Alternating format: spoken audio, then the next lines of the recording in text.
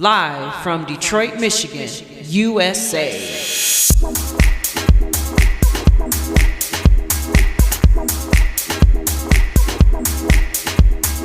In my house.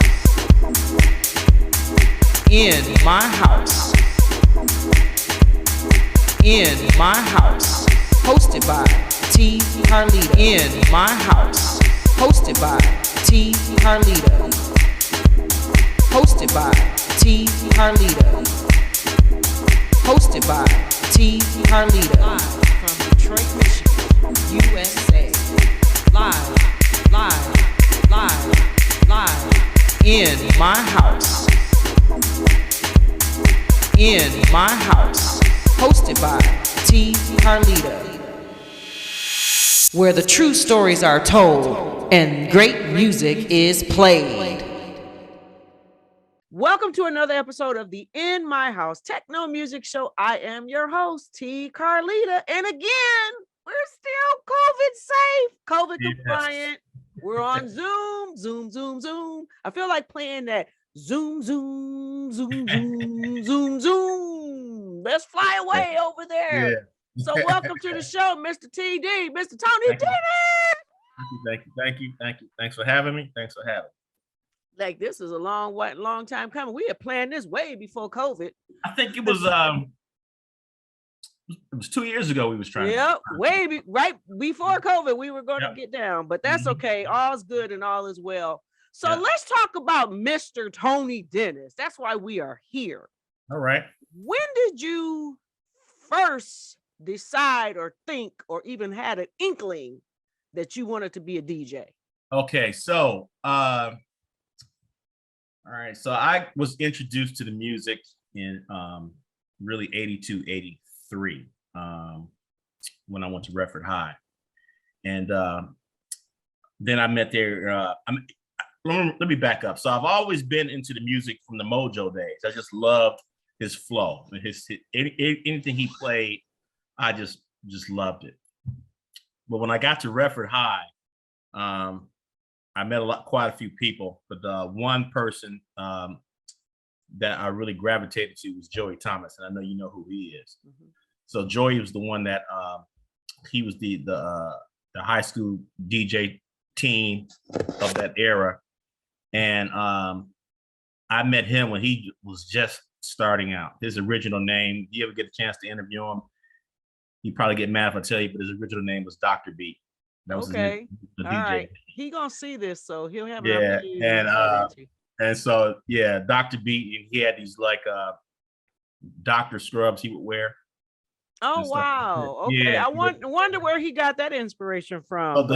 So Dr. Beat came from Miami Sound Machine record. No, I meant the doctor costume. I don't know. I'm a Prince fan. You know the doctor. Okay.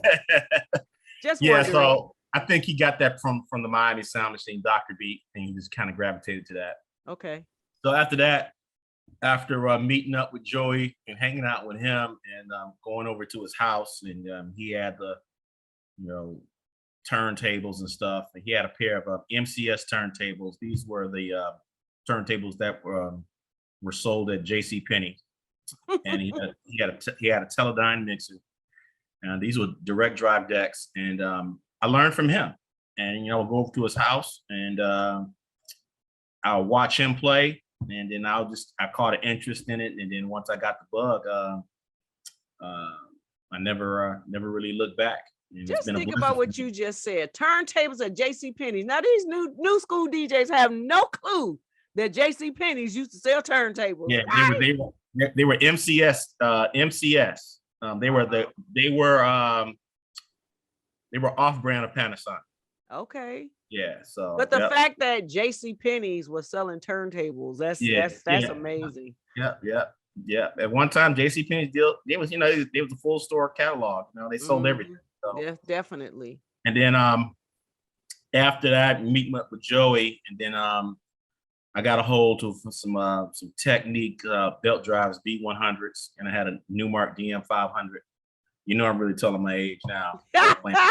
That's okay. I'm right there with you, so it's all good. So, and then and then I was just really learning from that. But oddly enough, before I was even gotten to the turntable stuff, when Mojo used to play, I used to call it pause mixing. Well, Mojo would like a pause the tape and he'll make it like double. You know, it was like kind of weird. It's called tape pause mixing. So I had one of those like the little mini Panasonic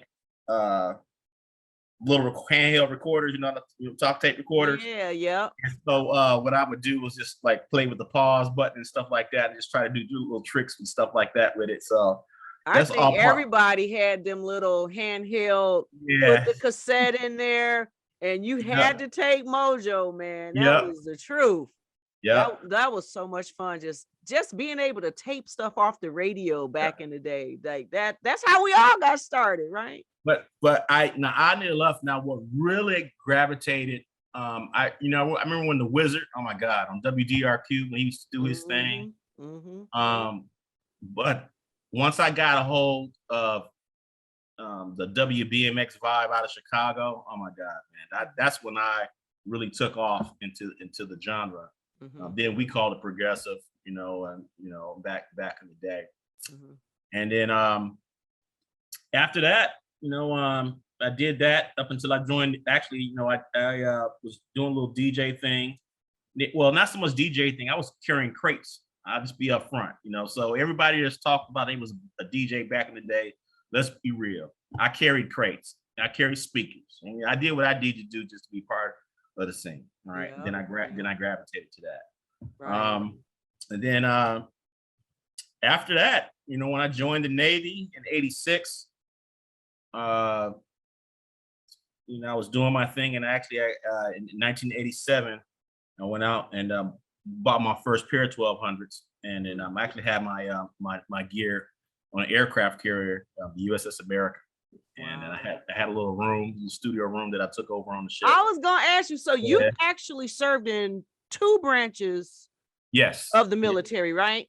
Yes. Yeah. So I was gonna ask you because Mike Grant, he DJs. I've seen pictures of him in his whole gear, and he's playing for his platoon troops. So you got a chance to do that a little bit too? I did it wasn't so much of a club thing, but I had my stuff on the boat because it was real critical to me that I always practiced. I always wanted to keep my skills up. So I did that on the America, and then I met some friends from New York and Chicago area, and we just have a little DJ gatherings in the little place where I played at.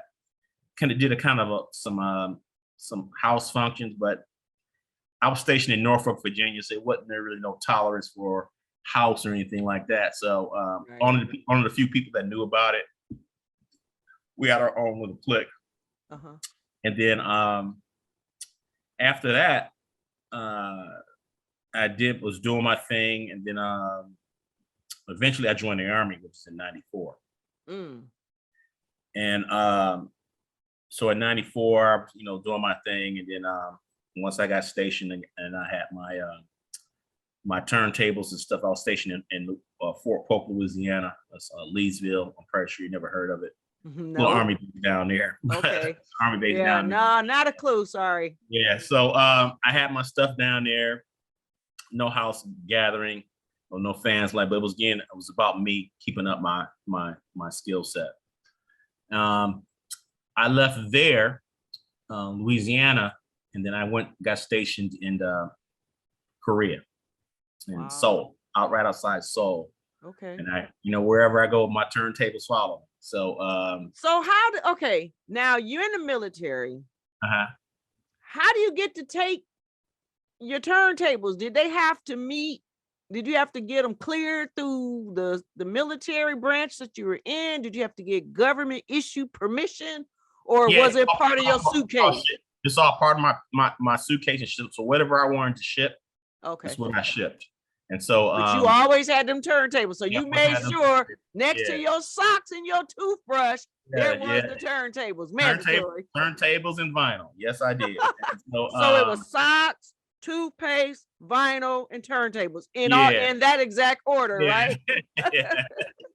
And so I did that from 97 to 98. In Korea, I had a blast doing that. And I just was in my dorm room or the barracks room.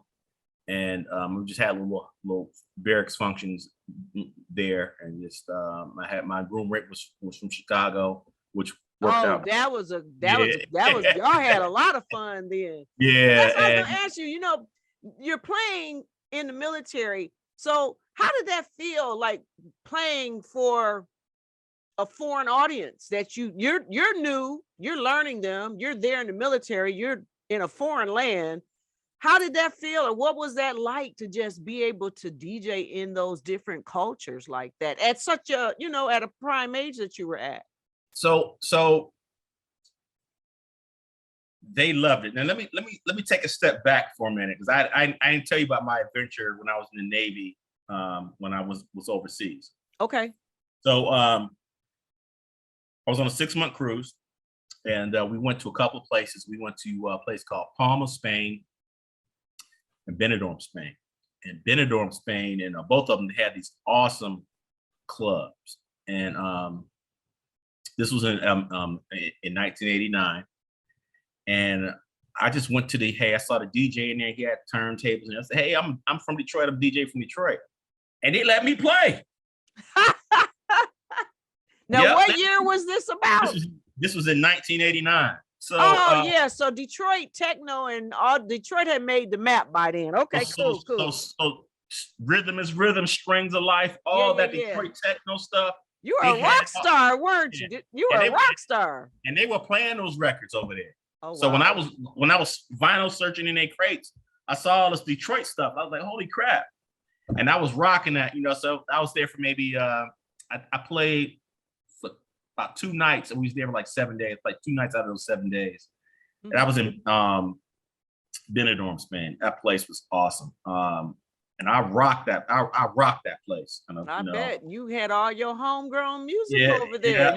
You were familiar. Yeah, you know, and it was just like, wow, DJ from Detroit. So right. I say that because, you know, when I laugh at some of these people that travel, saying okay, I kind of been there and done that, right? So, and then that was really my first introduction to playing overseas. Right. And then really, I have to think I was probably one of the ambassadors from the DJ, some unknown person that from Detroit that played overseas in their club. And it was like, oh my God, this guy's from Detroit, you know. Mm-hmm. So, and then, so after that happened, and then went to Palma, Spain, same thing, man. It was just, told them I was a DJ, and they was like, oh my God, we gotta let you play. So they had a lot of the Detroit records. They had a lot of Chicago type stuff. And so, and those people didn't barely spoke English. I was gonna say, isn't it a fabulous? Palma, Spain. So Palma, Spain is, you know, that's all Spanish, but Benidorm, Spain was a British colony. Okay. So it was a mix. So it was predominantly, they spoke English. Mm-hmm. But yeah, it was, you know, I learned that you didn't need to be able to speak Spanish, did you? Because music is universal. Yeah. So, you know, I met a couple of people and interacted with them, partied with them for about, you know, a week. And then after we got back, and that was in 89, I got out in 90. When I did get out in 1990, I did play a couple of places in Norfolk, Virginia.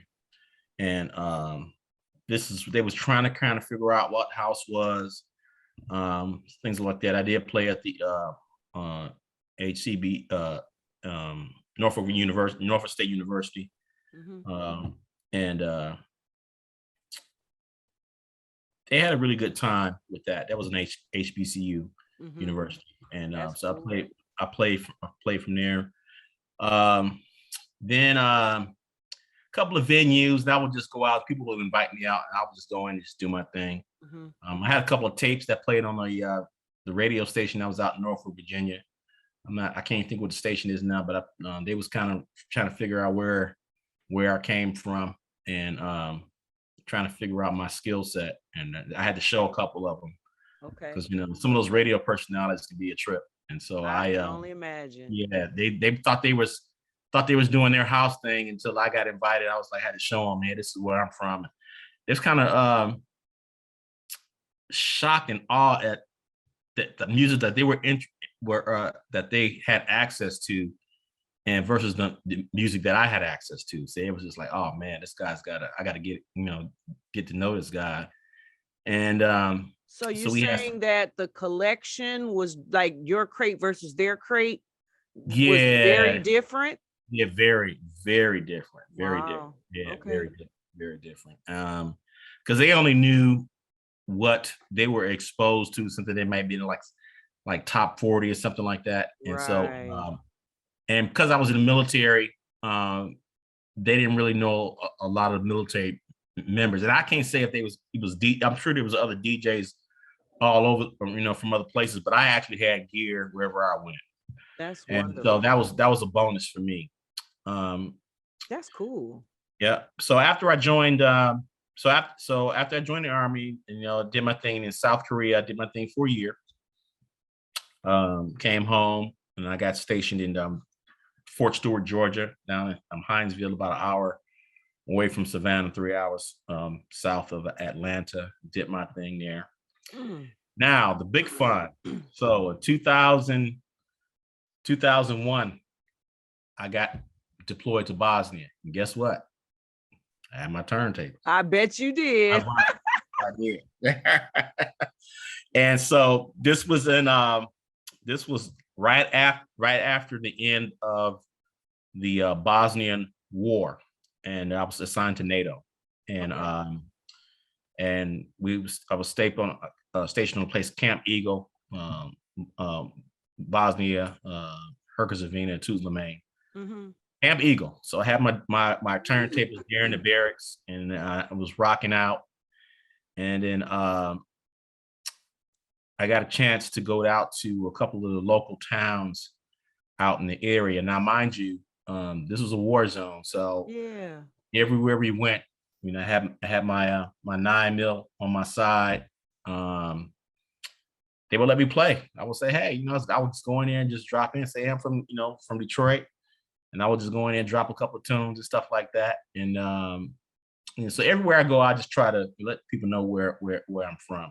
So how'd you juggle that schedule? Because I know military is an aggressive schedule, but you always made time for your turntables. So it's no different from really a 9 to 5, depending on what you're doing. Okay, I got you. Yeah, all right. So really, in my job, I was in communications and computers, so that wasn't my job. Because TV always make the military, especially in a war, they make it seem like y'all out in the woods all the time. Nah, it's not. It's a facade, but that's it really made for TV.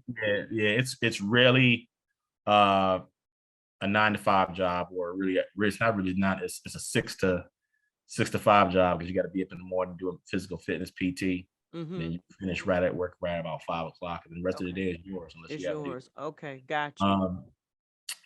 So then I did that for a year in Bosnia, and got to meet a lot of people.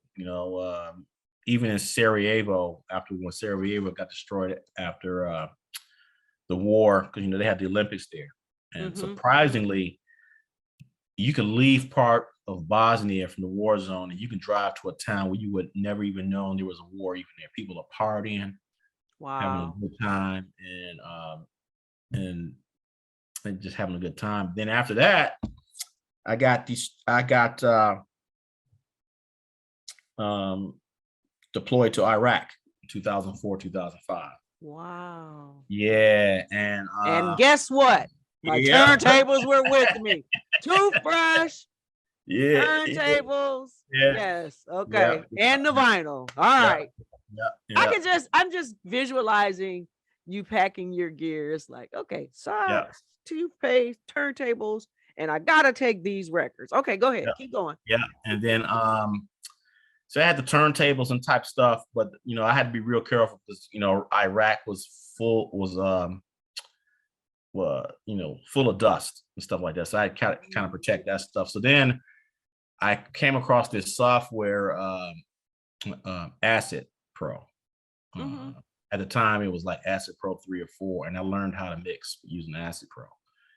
And so I at this time when I was actually making some of my mixes, I actually worked in Saddam Hussein's palace, the Al Palace, beautiful place, and I would have Okay, my so what was that like? Can you tell anything at this point?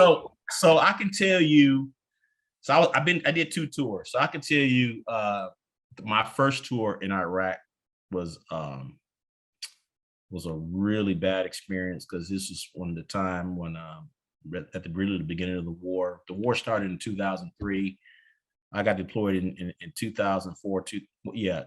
Into 2004. Came back in 2005. I'm sorry, the end of 2005, and bombs flying everywhere. People getting killed, and you don't know where. It's just a horrible time, and a lot really stressful. But only thing that had my saving grace was God music, so and family. So that's what really kept what my focus on was really the music. That's the only thing that I really had to gravitate to.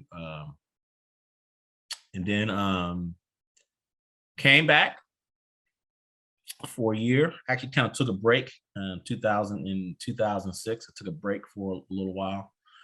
And then 2006 to 2008, I was back in Iraq. And guess what? Them turntables was with you. Yeah. So, but this time, toothbrush, socks, turntables, and a few records. Okay. Now this time, there was a couple of contractors over there. They actually had DJ gear too. Oh. And so you could have left your gear at home if you had enough. Yeah, but but I met them that day. That one of the contractors worked for me. And he heard me playing the music. He's like, "Oh," he said, "You DJ?" I said, "Yeah." He said, "Man, I got my stuff here on the bass." I was like, "Really? Okay." So, I would go hang out in his spot because he lived on the other side of the base where they didn't have all the restrictions that soldiers had. So I would go over there and hang out with him and his crew, and we just he had a pair of the Newmark. He had the Newmark CD turntables, the big ones. You know what I just love about y'all DJs? What is so amazing to me? You guys know the name of your gear. You know exactly what you had. Even all these years later, you are rattling off the gear verbatim. Like, how do you do that? You got a brain for that. It would be no different from you in your profession, Yeah, so I know. So there's just certain gears that we played on, and we know it was available. Yeah. And we just used it. So tell me, the other DJ over there, is that the beginning of the DJ battles? Did y'all go head to head? No, I'm just kidding. No. We talked a lot of trash, but he was just really learning how to do it. Oh, you didn't want to take his head off because he was a rookie. I got you. Well, no, I'm just kidding. I know, but it's a very valid question. So I'm all about mentoring and things like that. Because at the end of the day, depends on what you do. It's a skill. It's a skill. You can just be a regular talk DJ that just talk like your show. You can be a DJ just know how to select records. You can be a DJ that scratches, and you can be a DJ that likes to mix like me. So I would give them, I would listen to them, I would critique them, and I would just show them this is how I would do it. And there's really only one way to learn. And you have to be hands-on. All these little DJ schools out here. That's nope. I hate to see it. I hate to see them wasting money. But who am I? I just say, hey, you guys have to learn. One way to go, you have to learn. So yeah. And then after I got back from Iraq, guess what? I got my last tour in the Army was in South Korea. I did 2 years, and guess what? What? Turntable. Let me go again. Let's see. Toothpaste, socks, turntable, and a few records guaranteed in the bag. Okay, I got it. Now we got to stay consistent here. Okay, so now I'm gonna take a step at the end of this show. We're gonna do a test. What is the most consistent piece of this whole interview? Pay attention, people, because there will be a real essay, a 300-word essay that you must do at the end. No, I'm just kidding. Go ahead. Okay, so now. So I'm jumping all over the place. But let me take you back to 2005 when I got back from Iraq. Okay. So, matter of fact, when I was in Iraq, Techniques came out with the CD turntables. Did you ever see those? No. So Techniques came out what they call SLDZ 1200s. Okay. Louis Vega did a commercial on them. Wow. And I was like, oh my God, I got to have these turntables. Okay. So sell the farm, a couple of kids in the future. I'm getting those turntables. And I don't know if the commercial is still out there now, but yeah, he had this whole thing. It was Louis Vega, and I can't think of the hip hop DJ, and they had this whole production thing when he was working the turntables. Like I was like, oh man, I got to have it. So I went out, and when I got back from Iraq, and I got back in Texas, I was stationed in Fort Hood, Texas, which is about 2 hours south of Dallas. I went out and got these CD turntables. Mm-hmm. While I was doing my thing and trying to wind down, there was some early internet radio shows out of New York. I mean, out of New Jersey. One of them was called New Jersey DJs. The other one was called Face to Base, and there was another one called Cyber Jams out of Florida. Mm-hmm. And these were the original internet stations back in the day when we was doing internet shows back in the day. So after I was listening to them shows and stuff like that, I would hang around in chat rooms all the time. So I finally submitted a mix to them, and it's like, oh man, we got to have you on. This is when I debuted on Face to Base. I was doing that consistently. Sometimes I played maybe 3 nights out of the week, just try to keep the station going. Okay. Eventually it helped. Eventually I was one of the guys that helped manage the station. And then doing that for a while, then we started, and this is like, can you imagine now all the little radio stations popping up on Facebook and stuff like that? We were the pioneers back when we were doing this back in 2005. And, so a lot of the DJs was like, man, you guys can't get no gigs in no clubs, so you play in your bedroom. So, okay, well, let you know, this technology is coming. Right. Present day, guess what's happening? So you basically trailblazed the things that I'm doing today and all of this streaming stuff. Oh yeah, that we see everywhere, right? He's doing streaming. Yep, he's doing streaming back in 2000. Back in 2005. Wow, yep. I did not know that. We had not only do we have streaming, we had chat rooms too. Wow. We had a whole website. Y'all had Twitch before Twitch, huh? Well, it was first it was just audio. It was just audio. All right. Okay. And then I can't think of the name of the there was a streaming service that started up. I can't think of them now. I don't think they're closed down, but no, one of them was Stickum. I don't know if you remember that internet that they hosted the internet videos. And then I can't think of the name of the other internet streaming service, but we started pushing videos out to those. Okay. And then so this was 2005. Wow. This was 2005. Right. Wow. And so, okay. And so I was doing that right up until I was doing that in 2005 until I got deployed to Iraq. And then when I came back in 2008, went to school, took a break, and when I got stationed back in South Korea, I had my turntables and my CD.